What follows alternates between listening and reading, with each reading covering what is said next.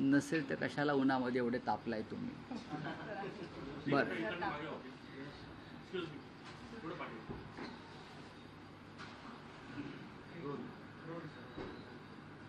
रावसाहेब, महाराष्ट्र रोज अनेक घटनांनी हादरत असतो. काल परवापर्यंत ड्रग्सचं प्रकरण होतं, अनेक बळी गेले होते. आताही विषारी दारूचे अनेक बळी गेले आहेत. पुणे, पिंपरी चिंचवड, पिंपरी या भागामध्ये विषारू दारू पिऊन साधारण 16 लोकांचा मृत्यू झाला. काही लोक 18 म्हणतात. पुण्यासारख्या शहरात, पिंपरीसारख्या शहरात गेल्या काही काळापासून अवैध धंदे, गुन्हेगारी याचा उद्रेक सुरू आहे. पुण्याच्या पोलीस आयुक्तांनी रात्री 10 नंतर पुणे बंदचा आदेश काढले, गुन्हेगारी वाढू नये म्हणून. हे कालचं दारूकांड पाहिल्यावरती मला असं वाटतं की आयुक्तांना आता दिवसासुद्धा पुणे बंद करावं लागेल, कारण हे गुन्हे रात्री घडलेले नाहीत, हे दिवसा ढवळ्या घडलेले गुन्हे आहेत. जर पुण्यामध्ये विषारी दारू मिळते आणि लोक पित आहेत हातभट्टी, याचा अर्थ संपूर्ण महाराष्ट्रामध्ये हे नेटवर्क आहे. आणि मुख्यमंत्री आता म्हणतात आमचे की संपूर्ण राज्यातलं दारूचं नेटवर्क आम्ही उद्ध्वस्त करू. म्हणजे गेले 7 वर्ष तुमच्या आशीर्वादाखाली सुरू आहे. मी सरकारमधले अनेक आमदारांची नावं देऊ शकतो ज्यांचं ह्या व्यवसायाला, मटका, दारू, जा नांदेड, हिंगोलीत जाऊन बघा आमदार काय करतायत. ते टिळे लावून फिरतायत आणि दारू आणि मटक्याच्या व्यवसायाला त्यांचेच व्यवसाय सगळे आहेत. मी देऊ शकतो. हे मुख्यमंत्र्यांनाही माहिती आहे, हे राज्याच्या मुख्यमंत्र्यांना माहिती आहे. तुम्ही दारू विक्रेत्यांना अटक केली आहे, पण त्यांचे जे पोशिंदे आहेत, जे विधिमंडळात बसलेले आहेत, त्यांना हात लावा ना. मुख्यमंत्री काल काय म्हणाले? कोणालाही सोडू नका, कुणालाही सोडू नका. अशी दुर्घटना घडली काय त्यांचं एक बोधवाक्य आहे, कुणालाही सोडू नका. खरं म्हणजे त्यांनी आपल्या खुर्चीच्या मागे ते सत्यमेव जयतेच्या खाली लिहायला पाहिजे, कुणालाही सोडू नका. जसं एक संत आहेत गजानन महाराज, मला वाटतं स्वामी समर्थ, भिवू नकोस मी तुझ्या पाठीशी आहे. तसे हे सरकार अशा गुंडांच्या आणि अवैध धंदे करणाऱ्यांच्या पाठीशी, आणि ते त्यांना म्हणतात भिवू नका, आम्ही तुमच्या पाठीशी आहोत. आहे की नाही CMना विचारा. हां, आणि मग काय झालं की त्यांचे दुसरं बोधवाक्य सरकारचं असतं, कुणालाही सोडू नका, फक्त पैसे खाणाऱ्यांना सोडा, भ्रष्टाचारांना सोडा. मी काल एक मागणी केलेली आहे. जे 16 लोक मेलेले आहेत ते हिंदूच आहेत बहुतेक, त्यांना 25-25 लाख रुपये द्या. आणि जे आरोपी आहेत त्यांना सध्या अटक करून त्यांना पॅरलवरती सोडा, राम रहीमप्रमाणे. त्यांना वॉशिंग मशीनमध्ये घाला आणि भाजपात सामील करून घ्या. या महाराष्ट्रात हेच चाललं आहे सध्या. आम्ही टीका केली काय त्यांना मिरच्या झुंकतात. मिरच्या आम्ही टीका नाही करायची, आम्ही या विषयावर बोलायचं नाही.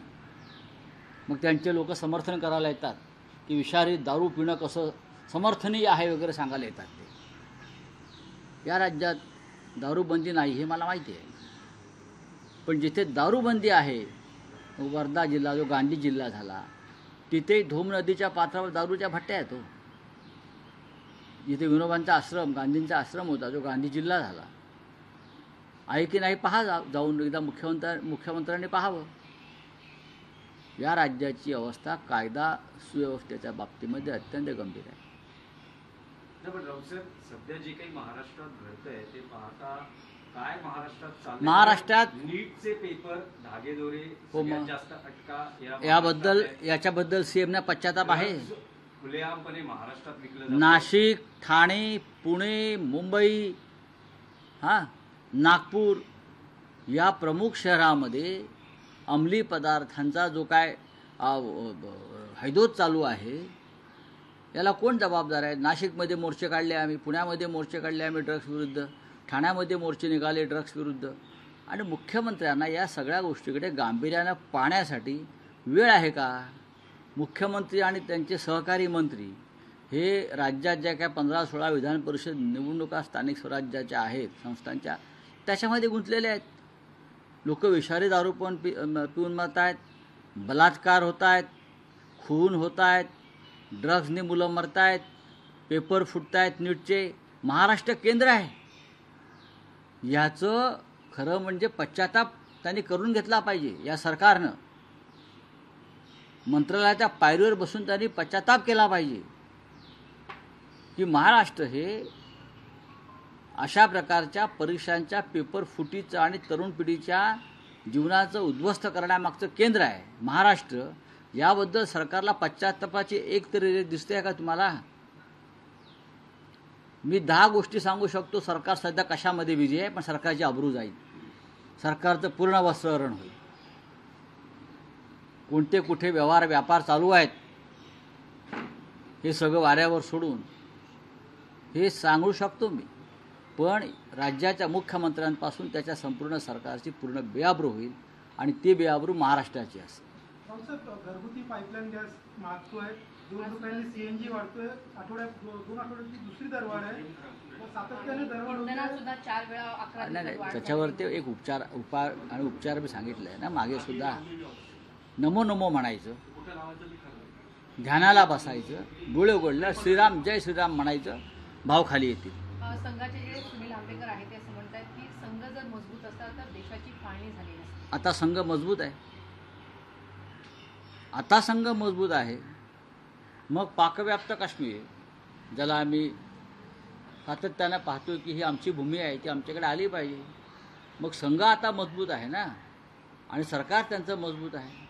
मग संघानं विचारायला पाहिजे नरेंद्र मोदींना की ऑपरेशन सिंदूरच्या वेळेला तुम्ही कराची लाहोरपर्यंत ज्या फौजा नेऊन पाकिस्तानवर आणि पाकव्याप्त काश्मीरवर आमचा झेंडा फडकवणार होता त्याचं काय झालं?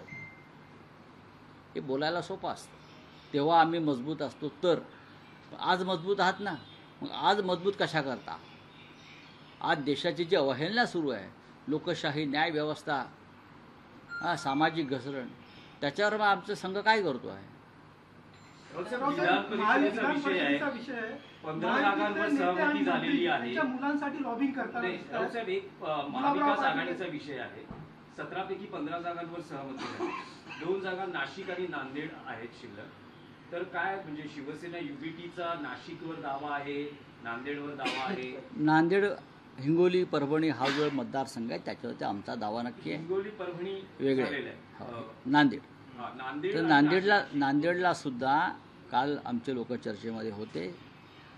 हर्षवर्धन सकपाळजी होते, सुप्रियाताई असतील तिथे असं मला वाटतं आहे. त्याच्यावरती आमचा नांदेडवरचा अधिकार जो आहे तो आम्ही त्यांना स्पष्ट करून सांगितलेला आहे. नाशिकमध्ये सुद्धा आमच्या लोकांची लढण्याची इच्छा आहे. कोणतीच निवडणूक बिनविरोध होऊ नये ही भूमिका आता अलीकडे आमची ठरली 2 दिवसामध्ये. आता तर निर्णय घ्यावे लागतील. म्हणजे नाशिक आणि नांदेड या दोन्ही जागा शिवसेना उद्धव बाळासाहेब ठाकरे पक्षाला हवे.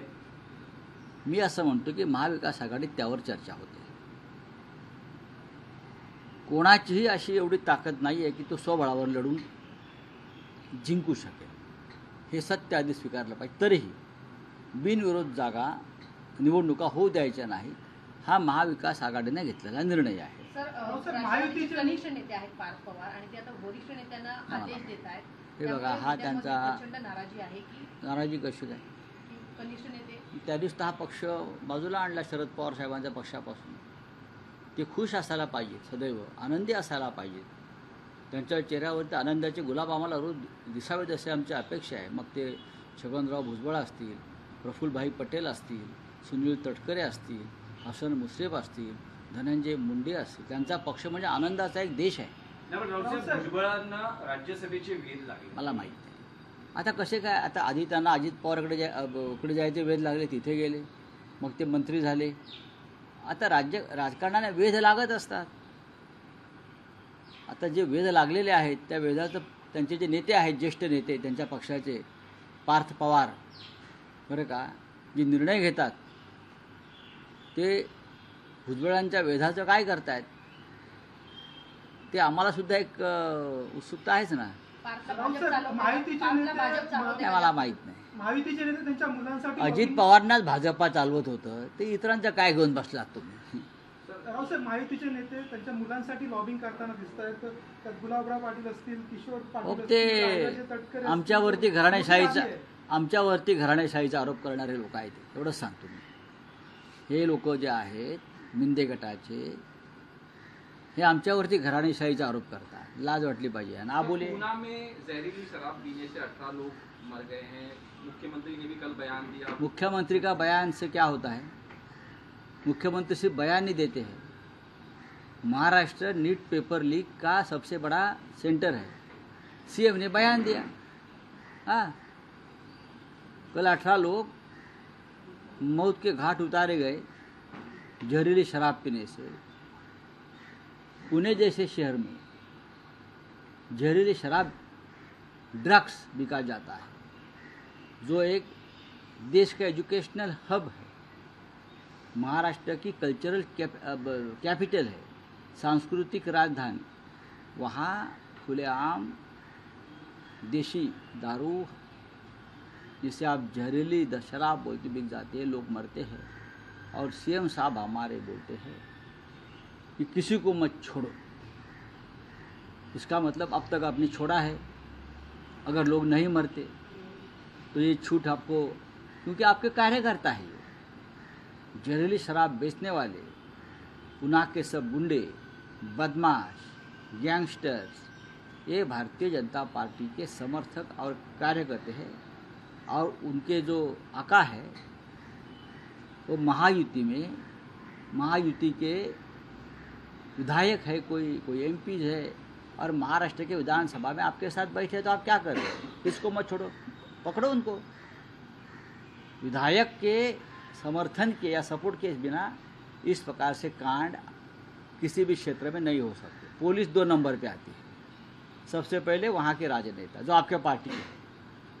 तो सुप्रीम कोर्ट ने नीट पेपर को लेके कहा है कि इसमें जवाबदारी तय होना चाहिए, अकाउंटेबिलिटी तय होना चाहिए, और ये कहा कि एक एफिडेविट दिया जाए। अकाउंटेबिलिटी अकाउंटेबिलिटी अरे भाई, प्रधानमंत्री को कुछ काम है क्या? नहीं। कितना काम है? विदेश जाना है, कैबिनेट लेना है, कैबिनेट में मार्गदर्शन करना है कि पानी पियो, पानी पियो, गर्मी बढ़ रही है। ये इस प्रकार का मार्गदर्शन हमारे प्रधानमंत्री करने के लिए उनको भी टाइम चाहिए ना। अब नीट की परीक्षा लेंगे, मास्टर जी बनेंगे हमारे प्रधानमंत्री। पहले से हेड मास्टर है, अब मास्टर बनेंगे। तो ये जो बात है, ये पूरी सरकार की फेल्यूर है। अगर सरकार की फेल्यूर है तो सुप्रीम कोर्ट ने यह कहना चाहिए था कि अकाउंटेबिलिटी तो एजुकेशन मिनिस्टर की होती है, फिर इस्तीफा दीजिए, कुर्सी छोड़ दीजिए। तो ये गोलमाल बातें करके क्या बात होगा? क्या 2 रुपए बढ़ गए हैं आज सीएनजी पे यहाँ मुंबई में, और भी जो 2 रुपये बढ़ गए हैं। हमारे जैसे लोग हैं वो उससे बहुत परेशान हैं। लेकिन जो बीजेपी के समर्थक हैं वो बोलते हैं कि पेट्रोल अगर 5,000 रुपये का भी हो गया तो भी हम खरीद लेंगे, मोदी मोदी का नारा देकर। तो खरीद लीजिए, उनको खरीद लीजिए। उनके पास मंत्र है, वो नमो नमो कहेंगे, फिर जय श्री राम कहेंगे, और पूरे दाम नीचे आ जाएंगे, या उनके पानी का पेट्रोल हो जाएगा घर में। ये बहुत बड़े चमत्कार जादूगार लोग हैं ये लोग, बीजेपी के लोग, उनके समर्थक और अंधभक्त। तो उनसे आप पंगा मत लें। हाँ, चले राऊत कहीं साहेब,